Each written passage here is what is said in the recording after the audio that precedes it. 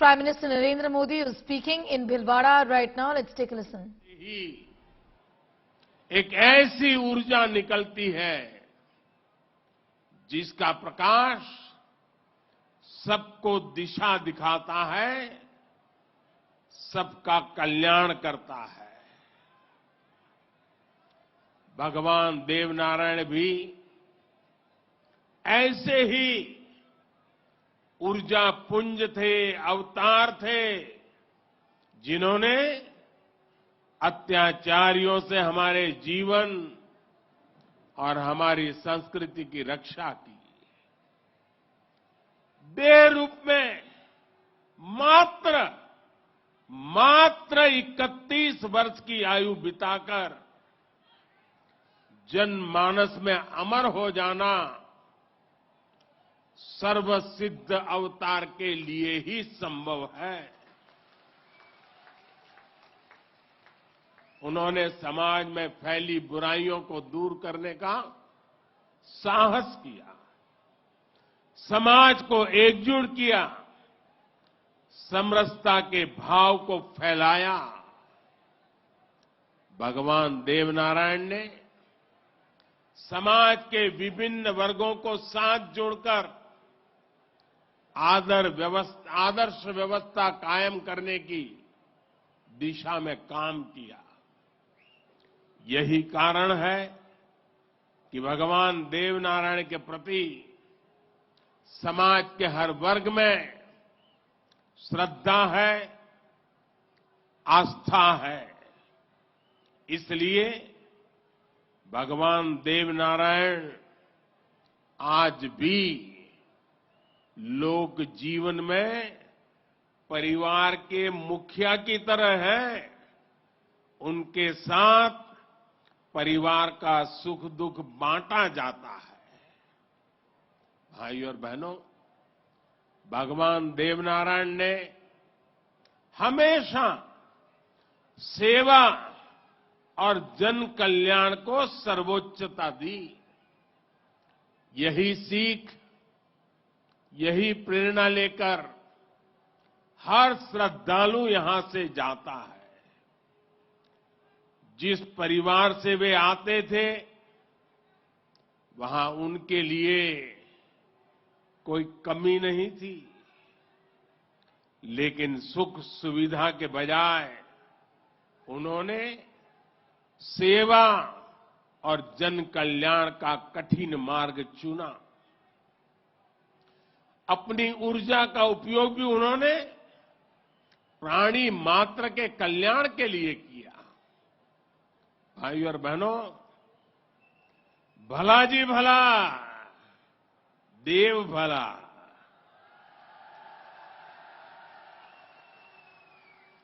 भला जी भला, देव भला। इसी उद्घोष में भले की कामना है, कल्याण की कामना है। भगवान देवनारायण ने जो रास्ता दिखाया है, वो सबके साथ से सबके विकास का है। आज देश इसी रास्ते पर चल रहा है। बीते 8-9 वर्षों से देश समाज के हर उस वर्ग को सशक्त करने का प्रयास कर रहा है जो उपेक्षित रहा है, वंचित रहा है। वंचितों को वरीयता, इस मंत्र को लेकर के हम चल रहे हैं। आप याद करिए, राशन मिलेगा या नहीं, कितना मिलेगा, ये गरीब की कितनी बड़ी चिंता होती थी। आज हर लाभार्थी को पूरा राशन मिल रहा है, मुफ्त मिल रहा है। अस्पताल में इलाज की चिंता को भी हमने आयुष्मान भारत योजना से दूर कर दिया है। गरीब के मन में घर को लेकर टॉयलेट, बिजली, गैस कनेक्शन को लेकर चिंता हुआ करती थी, वो भी हम दूर कर रहे हैं। बैंक से लेन देन भी कभी बहुत ही कम लोगों के नसीब होती थी।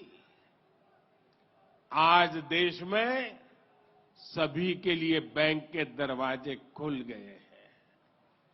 साथियों, पानी का क्या महत्व होता है, ये राजस्थान से भला बेहतर कौन जान सकता है। लेकिन आजादी के अनेक दशकों बाद भी देश के सिर्फ 3 करोड़ परिवारों तक ही नल से जल की सुविधा थी।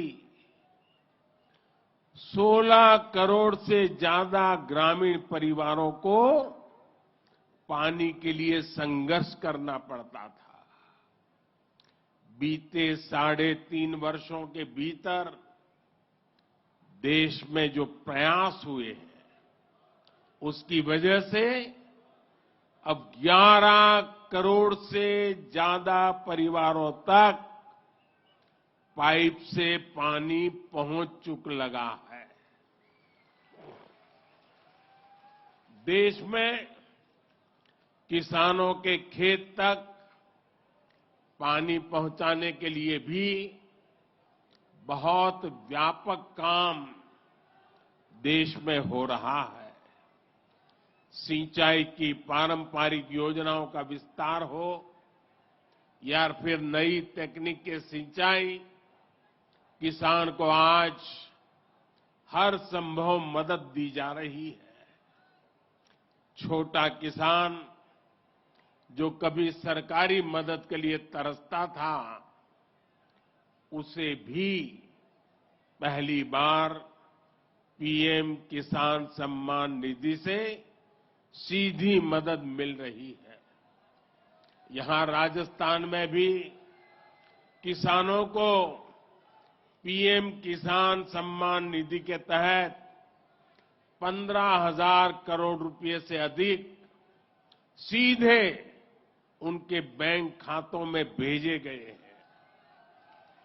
साथियों, भगवान देवनारायण ने गौ सेवा को समाज सेवा का, समाज के सशक्तिकरण का माध्यम बनाया था। बीते कुछ वर्षों से देश में भी गौ सेवा का ये भाव निरंतर सशक्त हो रहा है। हमारे यहां पशुओं में खुर और मुंह की बीमारियां, खुरपका और मुंहपका कितनी बड़ी समस्या थी, ये आप अच्छी तरह जानते हैं। इससे हमारी गायों को, हमारे पशुधन को मुक्ति मिले, इसलिए देश में करोड़ों पशुओं के मुफ्त टीकाकरण का बहुत बड़ा अभियान चल रहा है। देश में पहली बार गौ कल्याण के लिए राष्ट्रीय कामधेनु आयोग बनाया गया है। राष्ट्रीय गोकुल मिशन से वैज्ञानिक तरीकों से पशुपालन को प्रोत्साहित करने पर बल दिया जा रहा है। पशुधन हमारी परंपरा, हमारी आस्था का ही नहीं, बल्कि हमारे ग्रामीण अर्थतंत्र का भी मजबूत हिस्सा है। इसलिए पहली बार पशुपालकों के लिए भी किसान क्रेडिट कार्ड की सुविधा दी गई है। आज पूरे देश में गोवर्धन योजना भी चल रही है। ये गोबर सहित खेती से निकलने वाले कचरे को कंचन में बदलने का अभियान है। हमारे जो डेयरी प्लांट है, वे गोबर से पैदा होने वाली बिजली से ही चले, इसके लिए भी प्रयास किए जा रहे हैं।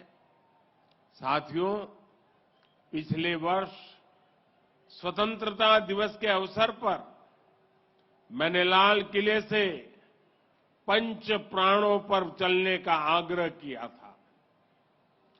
उद्देश्य यही है कि हम सभी अपनी विरासत पर गर्व करें, गुलामी की मानसिकता से बाहर निकले और देश के लिए अपने कर्तव्यों को याद रखें।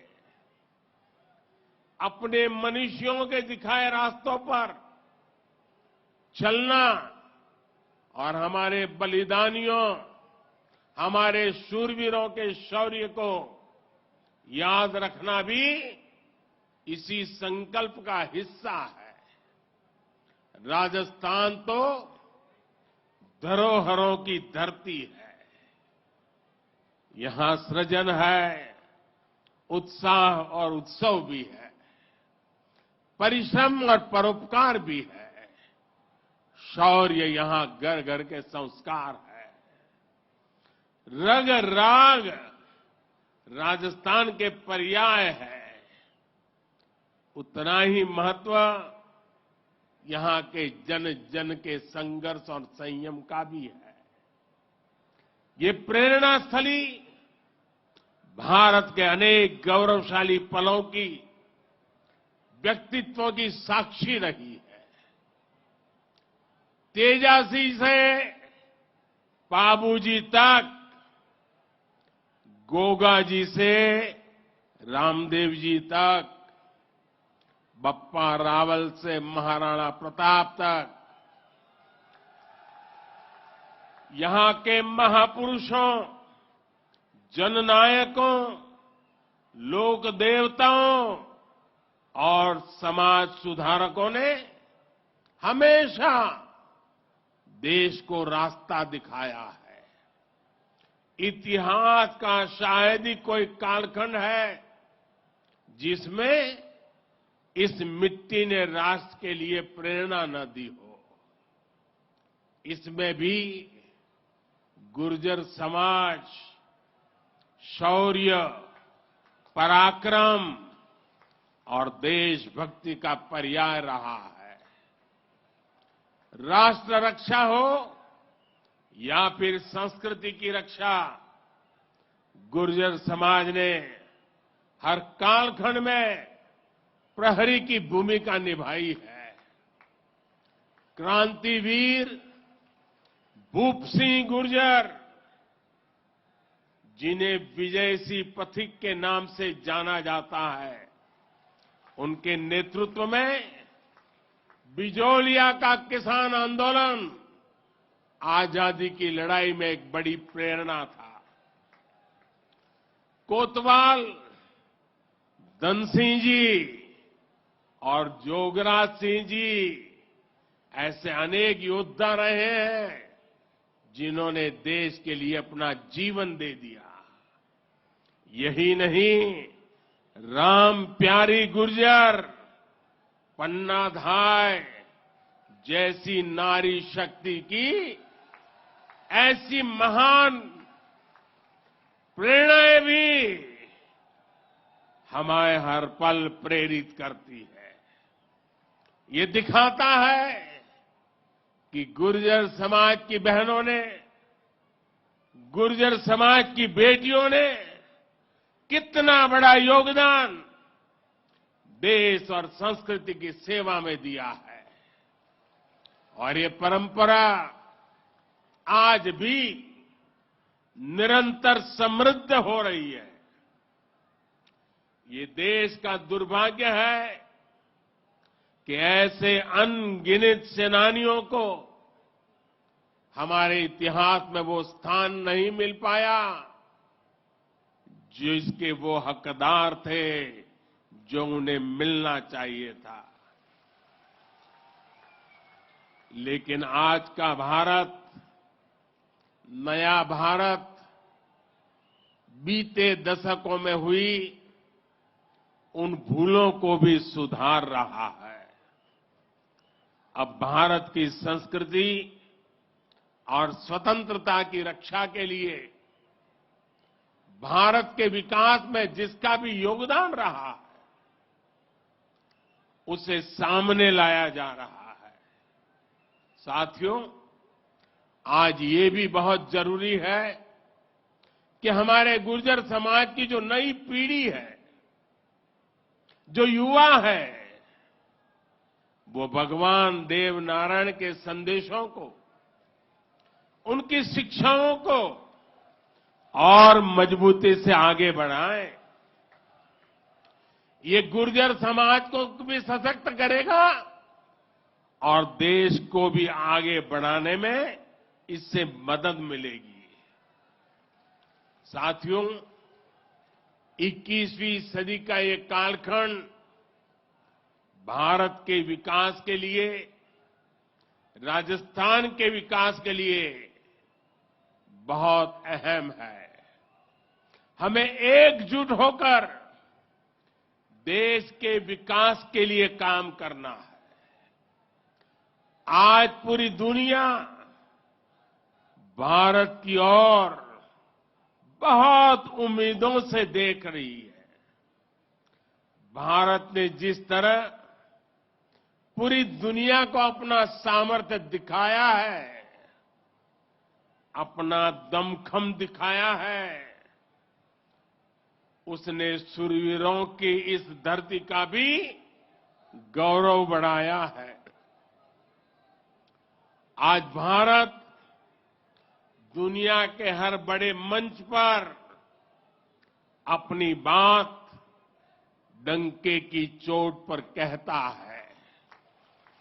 आज भारत दूसरे देशों पर अपनी निर्भरता कम कर रहा है। इसलिए ऐसी हर बात जो हम देशवासियों की एकता के खिलाफ है, उससे हमें दूर रहना है। हमें अपने संकल्पों को सिद्ध कर दुनिया की उम्मीदों पर खरा उतरना है। मुझे पूरा विश्वास है कि भगवान देव नारायण जी के आशीर्वाद से हम सब जरूर सफल होंगे। हम कड़ा परिश्रम करेंगे, सब मिलकर के करेंगे। सबके प्रयास से सिद्धि प्राप्त होके रहेगी। और ये भी देखिए कैसा संयोग है, भगवान देवनारायण जी का 1111वां अवतरण वर्ष।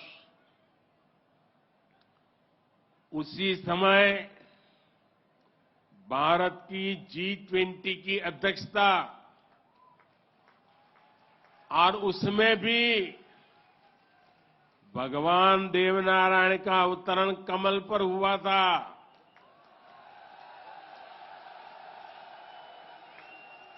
और G20 का जो लोगो है, उसमें भी कमल के ऊपर पूरी पृथ्वी को बिठाया है।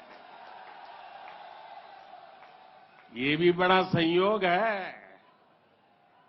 और हम तो वो लोग हैं जो पैदाइशी कमल के साथ हुई है।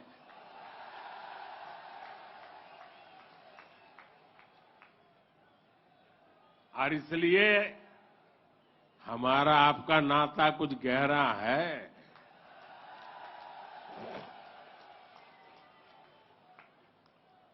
लेकिन मैं पूज्य संतों को प्रणाम करता हूं। इतनी बड़ी तादाद में यहां आशीर्वाद देने आए हैं। मैं समाज का भी हृदय से आभार व्यक्त करता हूं कि एक भक्त के रूप में मुझे आज यहां बुलाया, भक्ति भाव से बुलाया। ये सरकारी कार्यक्रम नहीं है। पूरी तरह समाज की शक्ति, समाज की भक्ति, उसी ने मुझे प्रेरित किया और मैं आपके बीच पहुंच गया। मेरी आप सबको अनेक अनेक शुभकामनाएं हैं। जय देव दरबार, जय देव दरबार, जय देव दरबार।